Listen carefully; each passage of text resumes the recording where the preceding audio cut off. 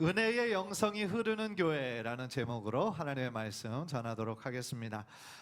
저는 교회를 참 사랑합니다. 목사의 아들이어서 또 지금 담임 목사이어서 사랑하는 것이 아니라 교회는 참 저의 사랑입니다. 그렇기 때문에 언제나 어디를 가든지 또 무엇을 하든지 저의 관심은 늘 교회에 있어요.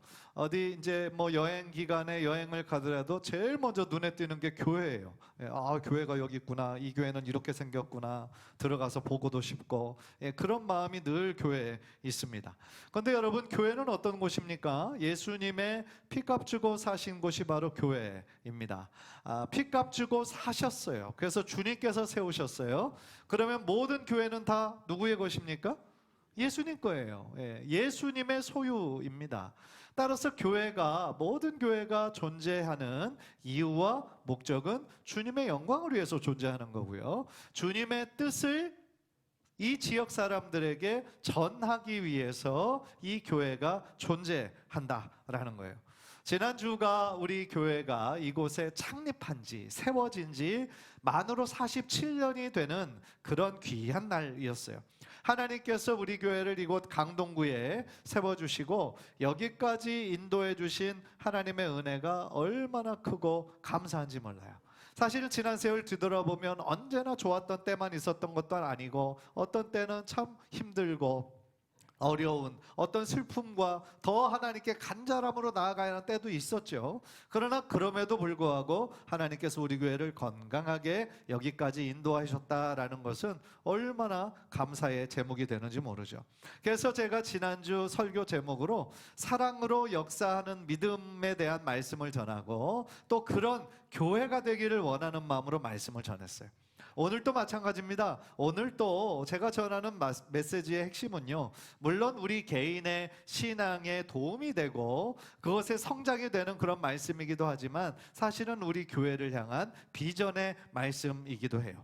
저는 우리 교회가 은혜의 영성이 흐르는 그런 교회가 되기를 소원하고 기도합니다. 먼저 오늘 말씀을 통해서 우리 자신이 좀 은혜 받고요, 더 나아가 우리 교회 전체가 은혜의 영성이 지배하고 은혜의 영성으로 충만한 교회가 되도록 여러분들 함께 열심히 기도해 주시기로 마음에 결단하는 은혜의 시간이 되시기를 주님의 이름으로 간절히 축복합니다. 그렇다면요, 첫 번째로 그럼 은혜의 영성이란 무엇일까요? 우리의 모든 신앙생활에 있어서 그 기초가 굉장히 중요하죠. 그 기초를 우리가 어디다 두고 있느냐라고 했을 때 이 은혜의 영성은 하나님의 은혜에 두는 거예요. 나를 향한 하나님의 사랑과 은혜의 기초를 두고 신앙생활을 하는 것이 바로 은혜의 영성입니다. 사실요, 믿음의 눈으로 보면 우리의 인생 지금까지의 모든 것이 다 주님의 은혜죠. 여러분들 그렇게 믿으세요? 모든 것이 다 주님의 은혜예요. 내가 이 자리에 지금 나와서 하나님께 예배할 수 있다라는 거, 내가 하나님의 자녀가 되었다라는 거, 이 모든 것이 다 하나님의 은혜인 것이죠. 우리가 구원받은 것을 한번 생각해 보세요. 우리가 구원받을 만한 어떤 자격이 있어서 어떤 착한 행동을 해서 우리가 구원받은 사람 단 한 사람도 없어요.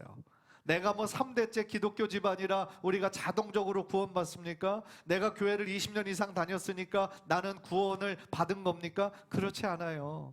우리가 구원받는 것은 오직 하나님의 은혜로 인해서 받는 거예요. 나의 어떤 자격과 공로가 있어서 받는 것이 아니라 하나님께서 나를 긍휼히 여겨주셨기 때문인 거예요. 그래서 나가 한 것과 상관없이 하늘의 귀한 선물, 구원의 선물을 우리들에게 주신 거예요. 오늘 아까 본문으로 읽었던 에베소서 2장 8절 말씀 우리 다시 한번 볼까요? 시작. 너희는 그 은혜에 의하여 믿음으로 말미암아 구원을 받았으니 이것은 너희에게서 난 것이 아니요 하나님의 선물이라. 아멘. 너희에게서 난 것이 아니래요. 너희가 잘해서 너희의 어떤 행동으로 너희가 무슨 자격이 있어서 그런 것이 아니라는 거예요. 하나님께서 강권적으로 은혜를 베푸신 하나님의 선물이라는 거예요. 얼마나 감사합니까? 더 놀라운 사실은요, 우리가 하나님의 이 구원의 선물을 받은 그때부터 우리는 하나님의 자녀가 되었다라는 거예요. 그러니까 이것은 무슨 뜻이냐면 우리의 신분이 극적으로 이렇게 변화했다라는 거예요. 그렇다면 우리가 하나님의 자녀이기 이전에는 무엇이었을까요? 죄의 종이었어요. 죄의 노예였어요. 우리는 어두움 속에 살았고 그것이 어둠인 줄도 모르고 죄가 죄인 줄도 모르고 그냥 내 주변에 있는 세상 사람들 다 이렇게 사니까 이렇게 사는 것이 맞는 줄 알고 살았어요.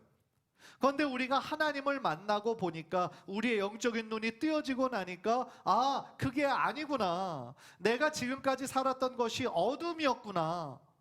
나는 정말 죄의 노예로 죄가 죄인 줄도 모르고 살았구나 라는 것을 하나님을 만나고 나면서부터 깨닫게 되는 거예요. 더 나아가 오늘 엘샤다의 찬양처럼 우리를 빛으로 불러주셔서 빛의 자녀 삼아주셨어요. 어둠 속에 있던 우리를 빛으로 이끌어내셔서 빛의 자녀 삼아주신, 그리고 빛의 자녀로 우리가 그것에만 만족하는 것이 아니라 우리에게 주신 빛을 우리 주변의 사람들에게로 비추고 나눠주는 삶을 살도록 우리 한 사람 한 사람을 불러주셨다라는 거예요. 마크 트웨인의 유명한 시설 왕자와 거지라는 소설이 있어요. 그 내용은 너무나 유명해서 다 잘 알아요. 그런데 그 책에 나오는 거지가 어느 한순간에 왕자와 신분을 바꾸게 되잖아요. 그러면서 갑자기 왕자의 신분으로서 그렇게 살아가게 됩니다.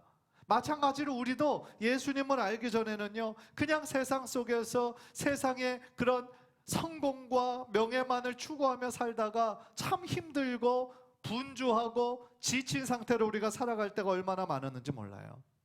우리가 원하는 대로 다 착착 잘 되고 성공만 하면 얼마나 좋겠어요? 그러나 우리가 하는 일이 다 잘 되고 다 성공했다 그러면 이 자리에 오실 분들 거의 없어요. 우리 인생 우리 마음대로 되지 않아요. 우리 뜻과 우리 노력으로 다 되지 않아요.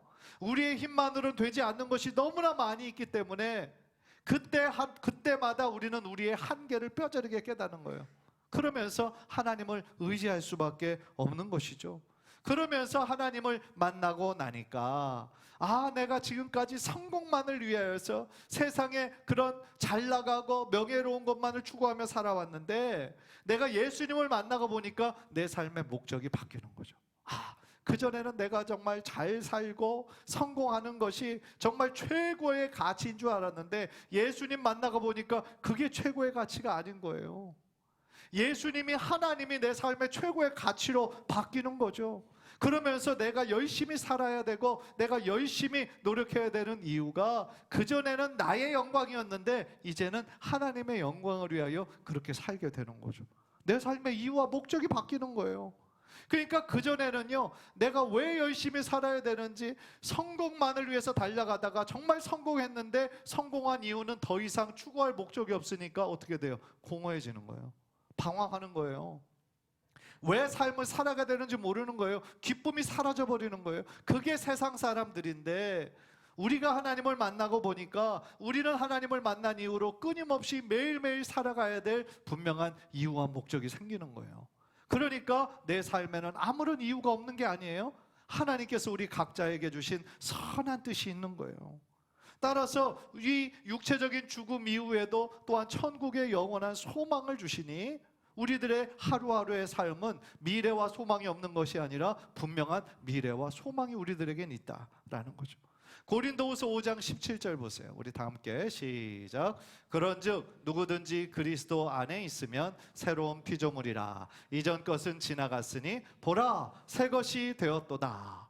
누구든지라고 얘기를 해요. 즉 구원받을 어떤 자격과 공로가 있는 특정한 사람들만 구원받는 것이 아니라 누구든지 열려있다라는 거예요. 하나님께서는 아브라함을 부르실 때부터 아브라함을 모든 민족을 축복하기를 원하시는 축복의 통로로 그를 세우셨어요.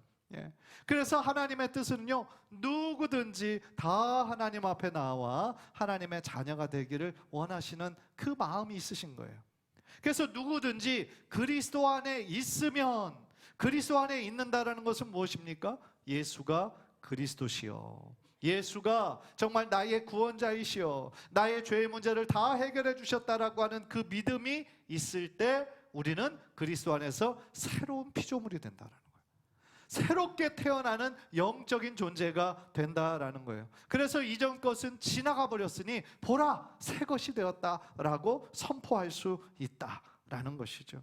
따라서요, 거듭난다, born again 한다라는 것은요, 우리가 다시 어머니 뱃속으로 들어가는 게 아니에요. 그렇죠? 그게 거듭난다라는 의미가 아니라 우리의 영혼과 마음이 예수 그리스도인의 완전히 새로워지는 거, 새롭게 태어난 영적인 아기와 같이 되는 거, 그것을 의미한다라는 거죠. 그런 면에서요, 우리 신앙생활의 가장 중요한 기초가 바로 은혜가 되어야 된다. 그것이 바로 은혜의 영성이다. 따라서 하나님의 은혜로 시작했잖아요. 우리가 지금 이 자리에 있고 하나님의 자녀가 되었고 하나님께 예배드리고 이 모든 것이 은혜로 시작한 것이기 때문에 하나님께서 우리를 다시 부르시는 그날까지 우리는 뭘로 살아야 되는 거예요? 하나님의 은혜 붙잡고 살아가야 된다. 그것이 바로 은혜의 영성이에요. 그런데 우리가 신앙생활하면서 이 은혜의 영성이 아니라 반대되는 거가 있어요. 율법의 영성이에요. 율법의 영성을 가지고 살아가시는 성도님들이 있어요. 우리 중에도 혹시 계실지도 모르겠어요. 자신의 신앙의 기초가 율법에 기초한 것인지 모르고 그렇게 살아왔고 그렇게 사는 것이 당연하다라고 여기며 사는 분들이 있다라는 거예요.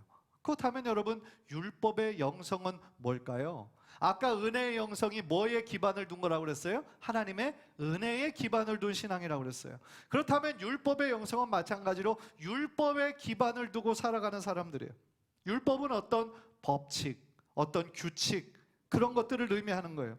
그러니까 율법의 영성을 가지고 살아가는 사람들은 이 어떤 규칙, 법, 이런 것들을 너무나 중요하게 생각하고 그것이 전부인 줄 알고 살아가는 거예요. 그러니까요, 결국 인간의 행위와 인간의 노력을 강조하면서 하나님의 구원은 전적인 은혜로운 것임에도 불구하고 나의 어떤 노력으로 무엇을 일구어 보려고 노력하는, 그리고 거기에 미치지 못했을 때 괴로워하는, 그러한 것이 바로 율법적인 영성을 가진 사람들이다라는 거죠. 그러니까 은혜의 영성을 가지고 사는 사람들의 주체는 하나님이시거든요. 하나님이 내 삶의 주인이시고 내 삶의 왕이시고, 따라서 나는 하나님께서 이끄시는 대로 순종하는 그런 삶을 사는 게 은혜의 영성인데, 율법의 영성은요, 하나님이 주체가 되는 것이 아니라 자기 자신이 자꾸 주체가 되는 거예요. 자신이 주인이 되려고 하는 거예요. 자신이 주인이 돼서 열심히 무엇인가를 이루어 보려고 그렇게 노력하는 사람들을 의미하는 거죠. 혹시 성경에서 그러면 율법의 영성을 아주 대표하는 사람들이 있을까요? 있어요. 예수님 시대의 바리새인 같은 사람들이에요. 바리새인 서기관들 같은 사람들이에요. 또 구약 시대에도 있었는데요, 그 욥의 친구들의 이야기를 보면 이 사람들은 은혜의 영성이 아니라 율법의 영성에 살아가는 사람들이었구나 라는 것을 깨닫게 돼요. 그런데 여러분, 우리가 오해하지 말아야 될 것이, 바리새인들은요, 예수님께서 막 책망하신 것만 우리가 아니까 다른 사람들도 다 그 사람들 책망했겠거니, 그런 사람들은 아니었어요. 당시 사람들에게는 굉장히 인정받는 사람들이 바리새인들이었어요. 왜 보통 사람들이 인정할 수밖에 없냐면 그들은 굉장히 종교적인 사람이었어요. 그러니까 눈으로 봤을 때, 겉으로 봤을 때는 안식일을 철저하게 준수하고 또 음식과 관련된 법을 다 철저하게 지키고, 또한 선행에도 힘쓰고 11조 철저하게 드리고 또 일주일에 2번씩 꼬박꼬박 금식하고, 그러니까 보통 사람들이 봤을 때는 저 사람들 대단하다, 저 사람들 정말 하나님 사랑하는구나, 그렇게 생각을 했었던 거죠. 그러나 예수님은 그들을 본 모습을 보신 거죠. 그들의 속마음을 보신 거죠. 다른 사람들은 그들의 행위를 보고 겉모습을 보고 속아요. 사실 우리들은 그렇잖아요. 겉사람, 우리가 사람들의 어떤 겉모습만을 보고 우리가 평가하는 일이 얼마나 많습니까? 그런데 우리 예수님, 우리 하나님은 우리의 겉모습을 보고 평가하는 것이 아니라 그들의 속마음을 보고 보시는 거예요. 어떤 일의 결과만을 보시는 것이 아니라 그 일의 동기를 보시는 거예요, 우리 하나님은. 그래서요, 마태복음 23장 27절 28절 보니까 예수님이 막 이렇게 책망하셨거든요. 화 있을진저 외식하는 서기관들과 바리새인들이여, 회칠한 무덤 같으니 겉으로는 아름답게 보이나 그 안에는 죽은 사람의 뼈와 모든 더러운 것이 가득하도다. 이와 같이, 그 다음 절, 이와 같이 너희도 겉으로는 사람에게 옳게 보이되 안으로는 외식과 불법이 가득하도다. 무슨 뜻이에요? 많은 사람들이 보기에는 그 사람들 정말 종교적이고 훌륭한 사람들이다 라고 생각했지만 하나님께서 보시기에는 어땠어요? 그 마음에 중심은 없고 껍데기만 붙잡고 있는 형식적인 사람이었다라는 거예요. 그렇다면 바리새인들은 하나님을 그렇게 섬기고 하나님께 그렇게 철저하게 규칙을 지키면서 그 하나님을 어떻게 생각했을까요? 사랑의 하나님으로 생각했을까요? 아니에요.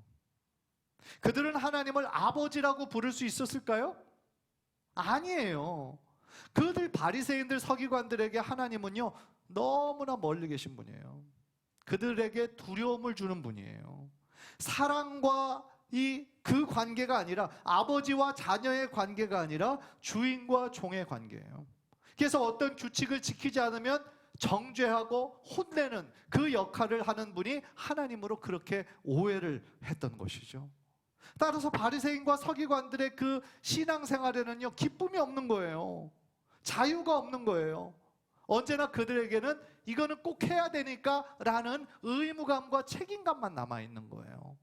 그러니까 남에게 보여지는 형식적인 신앙의 모습만 붙잡고 있었다라는 거예요. 그런데 우리들 중에서도 이런 율법적인 신앙을 가지고 있는 분이 있을 수 있다라는 거예요. 제가 지금도 기억나는 한 집사님이 있어요. 미국에서 제가 학생부를 대표할 때 교사로 섬기던 분인데 그분과 이렇게 이야기를 나누면서 그분이 뭐라고 말씀하냐면 자기가 이렇게 신앙생활하는 것은 기쁨이 별로 없다는 거예요. 그래서 겉으로 볼 때는 상당히 열심히 있는 분이셔서 저는 굉장히 의아했어요. 왜 그렇게 생각하실까? 그런데 이야기를 듣다 보니까 어릴 때부터 하나님을 생각할 때에 굉장히 두려움으로 가득했던 거예요. 그러니까 하나님은 자신의 어떤 죄를 책망하시고 심판하시는 그런 하나님. 그러니까 구약의 많은 사건들을 보면서 사실은 하나님이 심판하시는 이유가 결국은 동기는 사랑이거든요. 여러분 생각해 보세요. 우리가 자녀들을 때때로 책망하고 이렇게 꾸짖고 하는 이유가 뭡니까? 사실은 나랑 아무런 관련이 없고 관심이 없으면 그렇게 안 하죠. 안 해요. 내가 그렇게 아이를 이렇게 가르치고 때때로는 좀 혼내고 하는 이유는 사랑하기 때문이거든요. 그러니까 하나님께서 하나님의 백성 이스라엘을 때로는 징계하시고 이렇게 심판하셨던 이유는 그들로 하여금 죄를 깨닫기를 원하고 하나님께 다시 돌아오기를 원하는 하나님의 마음이 있기 때문이거든요. 그런데 이분은 어렸을 때부터 그 구약에 막 여러 가지 진노하시고 심판하시는 그러한 모습들을 보면서 마음에 두려움만이 가득했다라는 거예요. 그래서 정말 신앙생활은 잘 하셨어요. 주일도 안 빠지시고. 그런데 때때로 주일을 빠지게 되는 때가 있잖아요. 가끔씩 살다 보면은. 그런데 그때 너무 두려웠다는 거예요. 어쩔 수 없이 빠지긴 빠졌지만 혹시 하나님이 내가 주일날 빠졌다고 심판하지는 않으실까? 갑작스런 사고가 나지는 않을까? 막 하늘에서 막 벼락이 확 자신에게 치지는 않을까? 그런 두려움이 있었다라는 거예요. 그런데 저는 그분의 이야기를 들으면서 안타깝더라고요. 참 많이 안타까웠어요. 왜냐하면 그분의 신앙생활에 그 동기가 잘못되었기 때문이에요. 제 시작이 잘못되었기 때문이에요. 생각해 보십시오. 우리가 믿는 하나님이 우리가 하나님 앞에 나오기만 할 때마다 너 지난번에 이거 잘못했지? 너 이거 잘못했어? 일로 와. 몇 대 맞아? 이런 식으로 우리가 하나님 앞에 예배하러 나올 때마다 저기 문 앞에 서가지고 막 몇 대 맞고 막 같이 막 이렇게 기합받고, 예? 만약에 그런 하나님이라고 한다면 우리가 하나님 앞에 예배하러 나오는 게 기쁨이 되겠어요? 안 나오고 싶죠. 되도록이면 멀리하고 싶죠. 되도록이면 눈에 띄지 않고 싶어 하죠. 눈에 띄면 또 뭐라고 그러니까, 뭐라고 책망하니까. 하나님을 만나는 것이 기대는 전혀 안 되는 거죠. 어떤 핑계를 대서, 어떤 완벽한 핑계를 대서 내가 빠지는 것을 좀 합리화할 수 있을까? 이런 생각만 드는 거죠. 마치 소가 도살장에 끌려가는 것처럼 질질 끌려가는 거죠. 마치 죄인이 법정 앞에 서게 되는 것처럼 그런 마음이면 우리가 어떻게 하나님 앞에 나올 수가 있겠어요?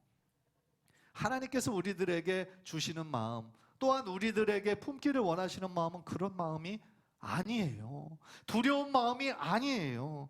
요한일서 4장 18절 말씀 우리 다 함께 한번 읽으시죠. 시작. 사랑 안에 두려움이 없고 온전한 사랑이 두려움을 내쫓나니 두려움에는 형벌이 있음이라. 두려워하는 자는 사랑 안에서 온전히 이루지 못하였느니라. 아멘. 정말 중요한 말씀이지 않습니까? 우리 안에 어떤 대상을 생각할 때 두려워요. 여러분들 막 어렸을 때 되게 엄한 아버지들 있으셨죠? 아버지만 생각하면 막 무서워. 심장이 벌렁벌렁 뛰어. 이런 분들도 있죠. 그런데 두려움만이 가득하다고 한다면 그거는 참 사랑이 아니에요. 온전한 사랑이 있을 때는요, 그 두려움을 내쫓는 거예요. 하나님의 사랑이 그래요. 하나님의 사랑을 우리가 체험하게 되면요, 내가 사랑받을 만한 자격이 없는데 하나님께서 일방적으로 나를 긍휼히 여겨주셔서 나를 사랑해 주신 것이 내 안에 느껴지게 되면요, 우리 안에 있던 두려움, 우리 안에 있던 불안함, 우리 안에 있던 외로움, 그런 것들이 다 사라지게 될 줄 믿습니다. 우리 하나님은요, 우리를 창조하신 하나님이세요. 그리고 우리를요, 너무나 사랑하신 하나님이세요. 그러니까 어둠 가운데 있던 우리를 구원해 주셨죠. 하나님이 우리를 사랑해 주셨다라고 하는 증거가 우리가 지금 하나님의 자녀로서 하나님께 예배하는 자리에 있다라는 것 자체가 하나님께서 우리를 너무나 사랑하신다라고 하는 그것의 증거가 된다라는 거죠. 따라서요, 이곳에 있는 어떤 부모가 자녀들이 불행한 삶을 살기를 원하는 사람이 누가 있어요? 우리 자식들을 생각할 때에 우리 자식들이 다 잘 되고 무엇보다도 좀 행복하게 살았으면 좋겠다. 아이들이 웃는 모습 보면 부모의 마음도 따뜻해지고 행복해지잖아요. 그렇죠? 우리 하나님의 마음도 똑같다라는 거예요. 하나님은요, 우리 하나님의 자녀된 우리가 정말 주님 안에서 기뻐하고 행복한 삶을 살기를 원하시는 거예요. 하나님께서 우리들에게 주신 것들을 우리가 바라보면서 하나님 감사합니다. 우리가 많아서, 우리가 돈이 많아서, 가진 것들이 충분해서 하나님께 감사하는 것이 아니라 아까 찬양에도 나온 것처럼 주님께서 나의 목자가 되어주시니까, 주님께서 나의 하나님이 되어주시니까 그 사실 한 가지만으로도 하나님께 감사한 거예요.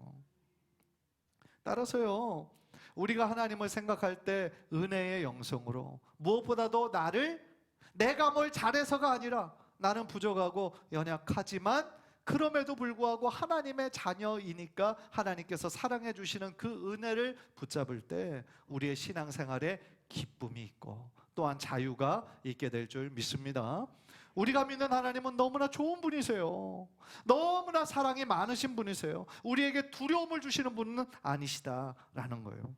그런데 율법의 영성을 가진 사람들은 하나님을 두려워해요. 하나님을 생각할 때 검사 같은 그러한 역할을 하는 분으로 오해를 하는 거예요. 형사, 검사. 형사, 검사하는 이유가 하는 일이 뭐예요? 취조하는 거죠. 뭐 잘못했어? 몇 날, 몇 시, 어느 장소, 그죠? 취조하고 정죄하고 판단하고, 그것이 형사 검사가 하는 일이에요. 그런데 하나님은요, 형사 검사 역할이 아니에요. 변호사의 역할이에요. 우리를 지지해주고 내 편에 서주고 나를 믿어주고 그리고 나의 상담자와 같은 그런 역할을 하시는 분이 우리 하나님이시다라는 거예요. 사랑하는 성도 여러분, 우리가 하나님에 대한 어떤 이미지를 가진 것이 굉장히 중요합니다. 왜냐하면 우리와 하나님과의 관계가 우리 자녀들에게 똑같이 그것이 전수될 가능성이 많아요. 내가 하나님을 그렇게 두려운 하나님으로, 피하고 싶은 하나님으로 그렇게 이해를 하면 우리 자녀들에게도 그러한 모습이 전달돼요. 그렇게 되면 우리 자녀들이 신앙생활을 하고 싶겠어요? 아니죠. 왜 억지로 하는, 형식적으로 막 마지못해 하는 부모들의 모습을 보면서 나는 저런 하나님은 안 믿어, 기쁨도 없고 나에게 어떤 이득이 없는데 내가 뭐하러 교회 다녀, 이런 마음이 들지 않겠습니까? 따라서요, 우리가 하나님을 생각할 때에 꼭 지녀야 되는 거, 나를 너무나 사랑하시고 나를 끝까지 포기하지 않으시는, 내가 잘 되기를 원하시는 그 사랑의 하나님을 붙잡을 때 우리의 신앙이 더욱더 아름답고 건강하게 성장하게 될 줄 믿습니다. 한 가지만 더 말씀을 드리면 은혜의 영성과 율법의 영성을 우리가 비교할 때 왜 우리가 은혜의 영성을 가져야 되느냐? 이것이요, 우리가 다른 사람들, 타인을 바라보는 태도에도 영향을 미치기 때문에 그래요. 예를 들어 은혜의 영성을 가진 사람은요, 나와 조금 생각이 다르고 행동을 다르게 하는 사람들을 포용할 수 있는, 용서할 수 있는 그런 넓은 마음이 생기게 돼요. 왜 그럴까요? 자신도 역시 죽을 수밖에 없는 죄인이었는데 하나님께서 나 같은 죄인을 살려주신 그 은혜가 너무 크다라는 것을 알고 체험했기 때문이에요.